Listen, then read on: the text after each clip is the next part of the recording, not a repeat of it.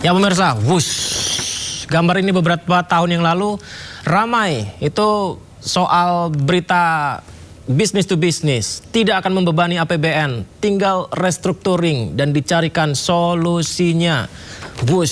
Dan tahun ini gambar yang ramai diberitakan ini pemirsa, beberapa hal termasuk Kemenkeu ambil alih 60% saham dan penanganan kewajiban utang. Bebani APBN kah? Ini dirancang dengan SMV, Special Mission Vehicle. Jadi tidak langsung membebani APBN pemirsa. Jadi tidak membebani APBN kan? Iya kan?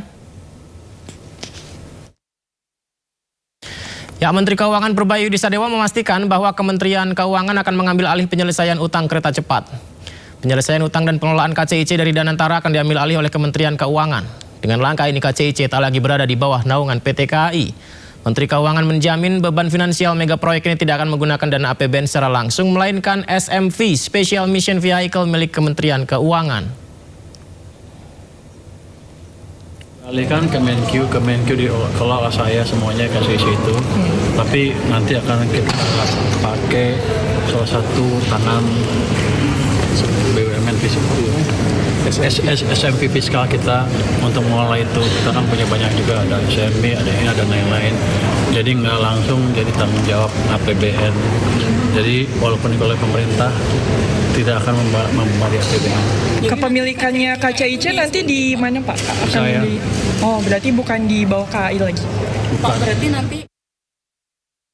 Sebelumnya di bulan November 2025, Menteri Keuangan Purbaya sempat mengatakan secara pribadi ia tidak ingin APBN dilibatkan sebagai solusi untuk menangani persoalan utang kereta cepat Jakarta-Bandung.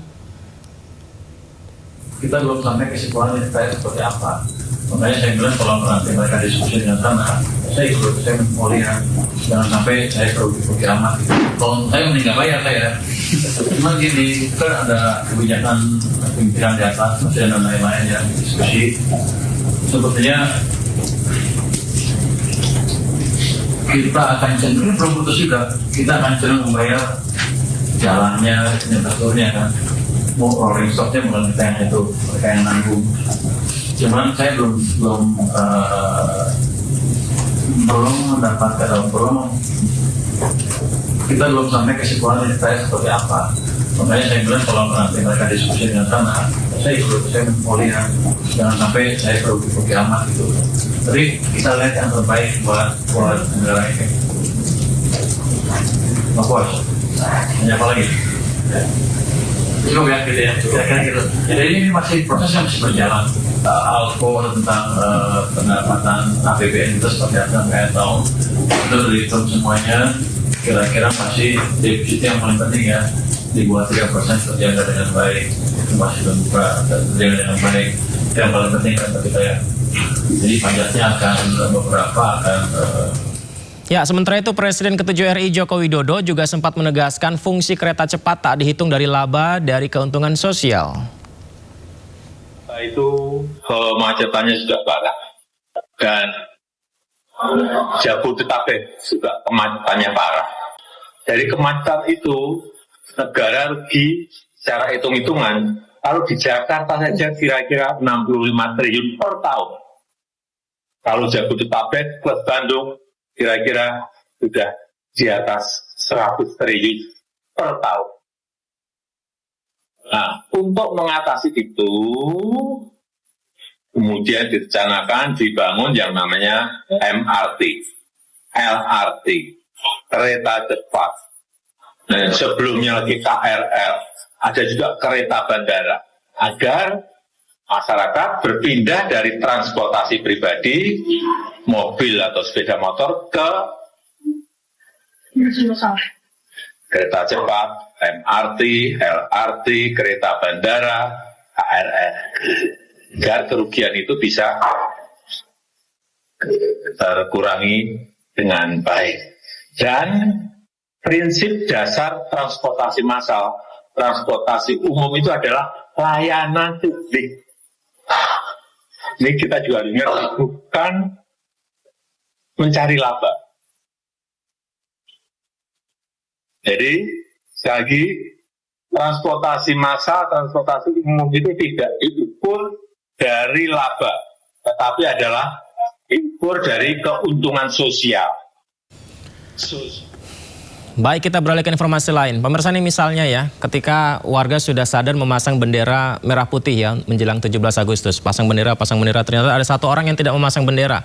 Apakah kita harus datang ke sana langsung menegur, kenapa kamu tidak pasang? Mengapa kamu bilang belum merdeka?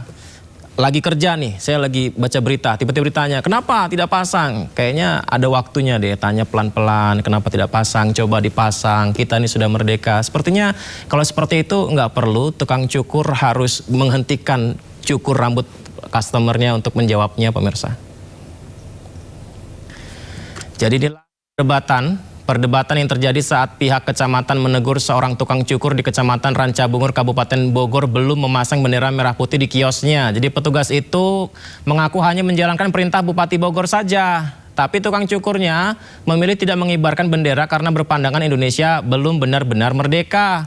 Setelah ditanya-tanya cukup keras oleh petugas kecamatan, tukang cukur ini bilang, saya lagi kerja.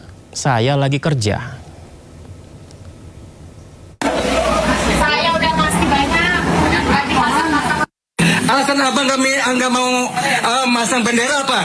Alasannya saya tanya. Apa? Ya alasannya, abang ini kan udah merdeka. Abang disuruh pasang bendera sama ibu camat. Itu ibu camat loh. Alasannya apa dulu? Kata siapa udah merdeka? Iya, jawab. Iya, emang kata situ belum merdeka? Belum. Alasan nggak belum merdeka apa? Alasannya, ayo sok. Alasannya apa? Lagi kerjanya ganggu dah. Iya harus. Ini harus dipublikasikan. Kami dari kecamatan loh. Abang nggak menghargai ibu camat tadi.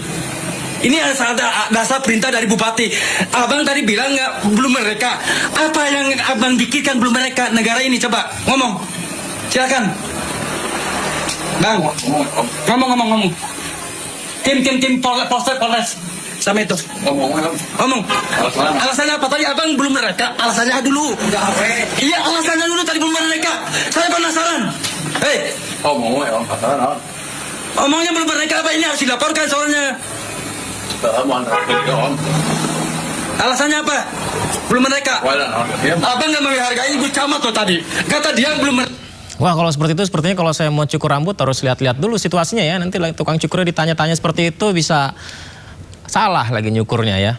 Yang jelas pemirsa, ya dari pihak kecamatan belum memberikan statementnya, tapi dari tukang cukurnya sudah memberikan statementnya. Statementnya adalah memohon maaf. Jadi tukang cukur itu tidak ada pembelaan diri dan mengakui Indonesia sudah merdeka dan siap pasang bendera. Assalamualaikum warahmatullahi wabarakatuh. Saya Nur Hidayat atau Abuy selaku pengusaha pangkas rambut yang berada di Bantar Kambing. Dengan ini saya menyatakan permohonan maaf atas ucapan saya kemarin yang mengatakan bahwa Indonesia itu belum merdeka. Sebetulnya itu salah, Indonesia itu sudah merdeka. Jadi menurut Anda sudah merdeka belum? Ya pasti sudah merdeka ya. Informasi lainnya pemirsa, ratusan orang mendatangi sebuah rumah kontrakan di Rawalumbu, Bekasi. Diduga rumah tersebut ditempati MC booth minuman keras dalam acara musik terkait polemik pembacaan ayat suci di booth miras. Ini juga nih pemirsa nih, ada-ada aja ya Indonesia itu beritanya ya. Jadi ini adalah ratusan orang yang mendatangi sebuah rumah kontrakan di kawasan Rawalumbu, Kota Bekasi, Jawa Barat. Malam tadi ini kedatangan massa membuat suasana di sekitar lokasi tegang. Jadi mereka ini mencari pria berinisial E yang disebut-sebut sebagai MC booth minuman keras dalam acara festival musik yang viral saat soal sayembara ayat suci tapi bayarannya miras. Aduh. Warga merasa geram terkait adanya dugaan pelecehan agama di mana sayembara membaca ayat suci mendapat minuman keras dikecam banyak pihak. Nah, tapi massa yang akhirnya berkesempatan masuk ke kamar kontrakan, kedatangannya tidak membuahkan hasil. Di dalam rumah kontrakan, kondisinya kosong saat didatangi. Yang bersangkutan sudah tidak menempati rumah kontrakan selama lebih dari 1 pekan.